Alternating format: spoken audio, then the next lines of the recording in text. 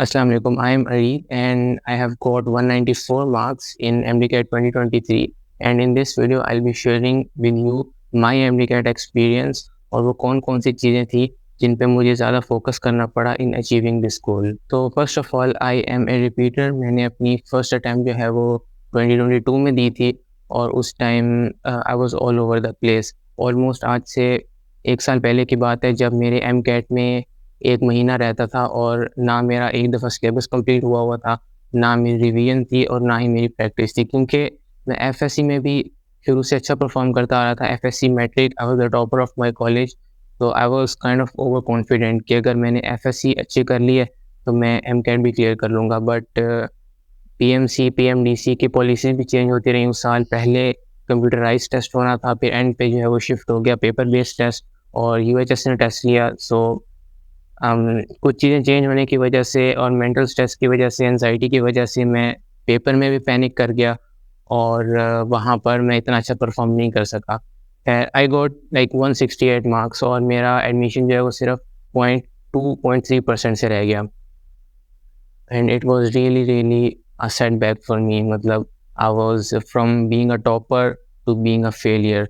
और इस वजह से नवंबर दिसंबर में मुझे बहुत ज़्यादा टेंशन रही। ना मैं पढ़ सका और ना मैं लाइक मेरा दिन भी बहुत मुश्किल से गुजरता था। इवन मेरी फैमिली ने कहा कि आप प्राइवेट एडमिशन ले लो और नेक्स्ट ईयर MDCAT की एक अटैम्प्ट दे देना। But I said no. क्योंकि मेरा माइंड प्राइवेट का नहीं था, मेरा माइंड था कि मैंने एटलीस्ट KE या अल्लामा इकबाल में जाना है। सो आई कन्विंस्ड माई सेल्फ कि मैं दोबारा से प्रिपेयर करूँ हर चीज़, सारी बुक्स, सारी थ्योरी, सारे कॉन्सेप्ट्स।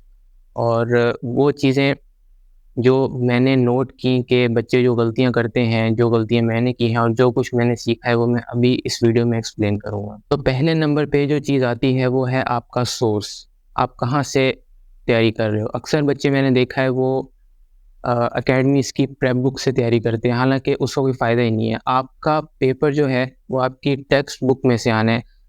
नो मैटर बच्चे क्या कह रहे हैं, आपके 200 में से 180 MCQs आपकी अपनी टेक्स्ट बुक के अंदर से आएँगे। ऑल्दो जो कॉन्सेप्ट्स हैं वो एप्लीकेशन उनकी आ सकती है बट वो होंगे आपकी बुक से रिलेटेड।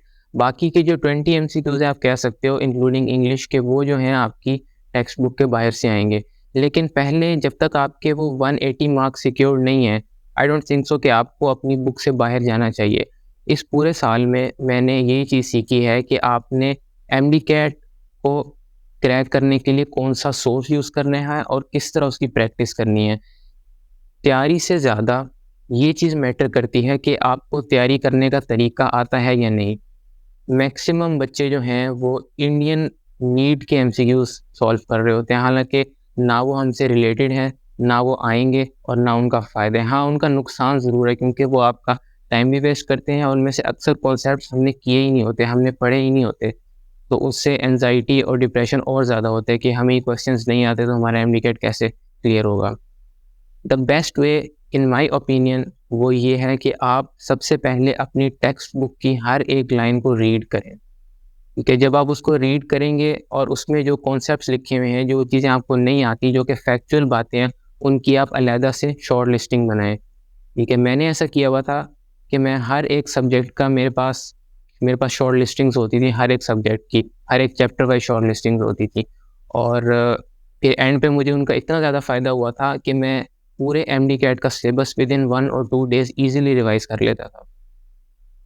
तो फर्स्ट थिंग इज़ कि आपको ये पता होना चाहिए कि आपने तैयारी कहाँ से करनी है। आपने अपनी टेक्स्ट बुक को बहुत अच्छे से प्रिपेयर करना है। सेकंड बात ये आती है कि आपने MCQs को किस तरह और कौन से MCQ सॉल्व करने हैं। देखें, बच्चे 2 अप्रोच करते हैं। एक अप्रोच ये होती है कि बच्चे MCQs को सॉल्व करके अपनी तैयारी करते हैं, जो कि in my opinion completely wrong है। MCQ या टेस्ट जो हैं वो आपकी तैयारी को इवैल्यूएट करने के लिए होते हैं। आपका गोल ये होना चाहिए कि आपने तैयारी की है, आपने अपनी टेक्स्ट बुक को अच्छे से प्रिपेयर किया है, उसमें सारे कॉन्सेप्ट्स, सारी थ्योरी और सारी एक्सेप्शंस आपने नोट डाउन की हुई हैं, आपने अपने नोट्स बनाए हुए हैं और फिर उस तैयारी को आपने उस टेस्ट के ज़रिए इवैल्यूएट करना है कि आपको कौन से MCQs ऐसे हैं जो नहीं आते और कौन से ऐसे MCQs हैं जो आपको आते हैं। आपने उनको जो आपको नहीं आते, जो आपकी मिस्टेक्स हैं, वो आपने अलहदा से निकाल के रखनी है साइड पे। आपने अपनी एक मिस्टेक कॉपी बनानी है। और ये इतनी इंपॉर्टेंट बात है कि 99% बच्चे ये काम नहीं करते, जिसकी वजह से उनको यही नहीं पता होता कि उनको कौन सी चीज़ नहीं आती। देखिए, आपके नंबर सिर्फ वहाँ से कटेंगे जो चीज़ आपको नहीं आती, बाकी तो आप इजीली सिक्योर कर लोगे। तो जब आपने वो चीज़ें साइड पे निकाल के रखी होंगी, अपने मिस्टेक रजिस्टर या मिस्टेक कॉपी बनाई होगी, तो आपको एंड में फिर ये आसानी होगी, आप उन चीज़ों को जस्ट रिवाइज़ कर लोगे और आपको जो है वो सारी चीज़ें, आपकी जो सारे वीक पॉइंट्स हैं वो आपके कवर अप हो जाएँगे। So I think that is really really important. अगर आप उन चीज़ों को, मिस्टेक को नोट डाउन नहीं कर रहे, तो आपके टेस्ट का जो फ़ायदा है, आपके जो टेस्ट का जो आपको फ्रूट मिलना है टेस्ट सॉल्व करने का, वो काफ़ी हद तक कम हो जाता है। थर्ड बात आती है आपकी अपनी रिवीजन। एमडी कैट के लिए रिवीजन इतनी इम्पोर्टेंट है कि I can not stress this enough. ठीक है? आपने आपका जो कंटेंट है एमडी कैट का जो सिलेबस है, आपने उसको अपनी सेकंड नेचर बनाना है। अब इसका क्या मतलब है? इसका मतलब ये है कि आपने इतनी ज़्यादा रिवीजन करनी है उस चीज़ की कि आपको फिर सोचना ना पड़े कि फॉर एग्ज़ाम्पल अगर एक चैप्टर है बायो का, द सेल वाला चैप्टर, तो आपने उसको इतनी दफ़ा रिवाइज़ किया हुआ हो कि उसमें आपको ईच एंड एवरीथिंग आपको फिंगर टिप्स पे आती हो। इसको कहते हैं कि ये फिर आपकी एक सेकंड नेचर बन जाती है और आपको फिर सोचना नहीं पड़ता उस टाइम पे, क्योंकि एमसीक्यूज़ के लिए आपके पास इतना टाइम नहीं होगा कि आप उधर सोचने बैठ जाओ कि इसका क्या आंसर था। आपको ऑन द स्पॉट वो चीज़ आनी चाहिए, तभी आप 190 प्लस सिक्योर कर पाओगे। अगेन इसमें वही बात आ जाती है कि अगर आपने अपनी वो चीज़ें साइड पे निकाल के रखी हुई होंगी जो आपको चीज़ें नहीं आती, तो आपको रिवाइज़ करने में बहुत आसानी होगी, क्योंकि जो चीज़ें आपको आती हैं वो फ़र्क नहीं डालेंगी। जो चीज़ें आपको नहीं आती हर सब्जेक्ट में से आपके 5-5, 6-6 एमसीक्यूज़ गलत होंगे और वही एंड पे इतने ज़्यादा बन जाएँगे कि आपका स्कोर जो है वो 170s 160s में चला जाएगा। नेक्स्ट बात ये आती है कि एमडी कैट की तैयारी एक डिफरेंट चीज़ है और पेपर को अटेम्प्ट करना एक डिफरेंट आर्ट है, ठीक है? अगर आपने अपने ब्रेन को ट्रेन किया हुआ है एमडी कैट टेस्ट को अटेम्प्ट करने का, तो आपको कोई मसला नहीं होने वाला टेस्ट में।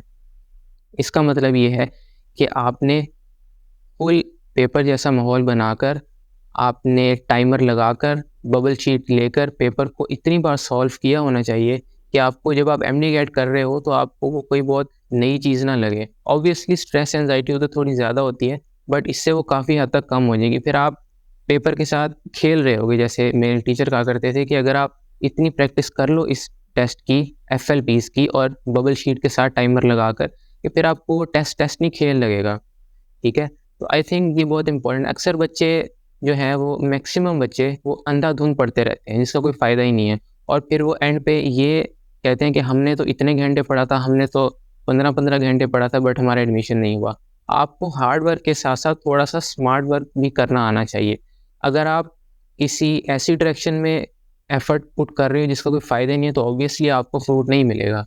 ठीक है? ये एक मतलब कॉमन सेंस वाली बात है। अगर आप जो है वो टेक्स्ट बुक से हट के कोई एकेडमीज़ की प्रेप बुक्स पे चले जाओ, एकेडमीज़ के मॉड्यूल सॉल्व करने लग जाओ, तो ऑब्वियसली आपको उसका फ़ायदा इतना नहीं होगा जितना आपको अपनी टेक्स्ट बुक से होगा। क्योंकि सीधी सी बात है कि जो आपका एमडी कैट है, ये बेसिकली आपकी टेक्स्ट बुक का एग्ज़ाम है।